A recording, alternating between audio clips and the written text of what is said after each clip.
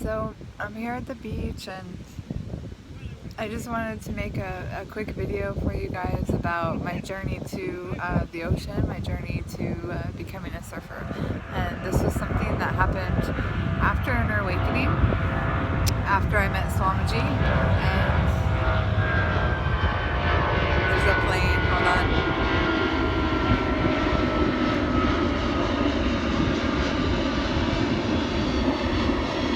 So that's Los Angeles for you. I'm still in LA. I may be at the beach, but I'm still in LA, you can see. So anyway, after I went to Inner Awakening, I just had this uncontrollable urge to be by the water. Like I always wanted to be by the ocean. I didn't want to be in the city anymore. So I found myself going to the water more and more, really wanting to learn how to surf, but I could never do it. I was too afraid. And then I moved to Bali for a yoga teacher training, and even living in Ubud, Bali was too much for me, living in the city with all the cars and the motorbikes and the commotion. I didn't like it. So one day, after a program of Swamiji's that I took, I decided to just go for it, and I rented a motorbike, and I got Yuri and I got all of our stuff and put it on the motorbike. And I'd heard about this island called Lombok next to the island of Bali, and I figured out how to get there by ferry. So we put all of our stuff onto the motorbike, and I drove about an hour and a half to the east coast of Bali, and I boarded the ferry, and we took a 5-hour ferry ride to the next island of Lombok. And I didn't know the island of Lombok's a lot different than Bali. It's Muslim, it's not Hindu, and it's not as touristy, so it's not quite as easy to get around. So we ended up reaching there in the middle of the night, and had no idea where I was going. I just knew that South Lombok was good for surfing, and that's where I wanted to go. I wanted to learn how to surf. So I got on the bike at like 11 at night, and there were some guys that told me it's not safe to drive at night in Lombok. So we drove to the nearest town, and I had no GPS. I had nothing. I just like tried to follow signs and ask people along the way how to get to like a homestay in Mataram, which is the capital. So we stayed the night there, and then I got up early in the morning and I drove south until I couldn't drive anymore. Literally, I drove south on the motorbike until I saw the ocean. When I saw the ocean, I stopped and I looked to the right, and to the right of me was this place called Kuta Bay Homestay, and I was so exhausted.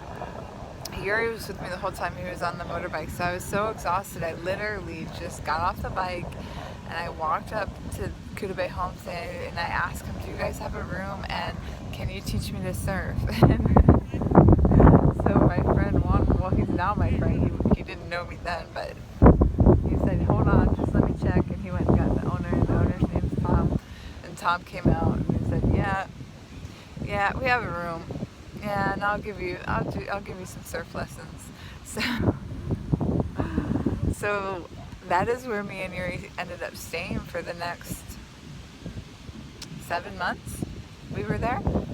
We didn't stay at Kuta Bay Homestay the whole time, but we stayed at Kuta Bay Homestay for at least 3 months in this little tiny bamboo shack that we rented, and it was just one small room. I'll have to post a picture of it. But we lived there, and we learned to surf, and I'll tell you a little bit more about what started to happen as I dove deeper into yoga and deeper into Swamiji's teachings, and deeper in with the ocean. A lot of things started to change for me, and I started to become more of a part of the ocean, and instead of fearing it and being afraid of it and being separate from it, I began to see how I could work with it and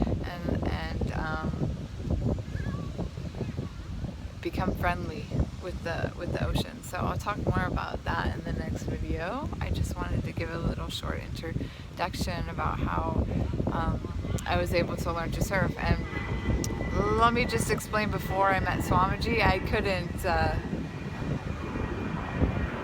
even go into Target without having a panic attack. I'm talking Target in down the street from me. I couldn't even go in a store without having a panic attack, let alone travel to another country alone with my 4-year-old son and just hop on a motorbike and go to a complete desert island that I had never been to and didn't know, didn't have any reservations, didn't have any plan, nothing. So I went from that, being so afraid to even walk into Target or Ralph's, the grocery store, to being able to travel the world. That's what Inner Awakening and Swamiji did for me. So I'll talk to you more about it later. Thanks for listening. Nithyanandam.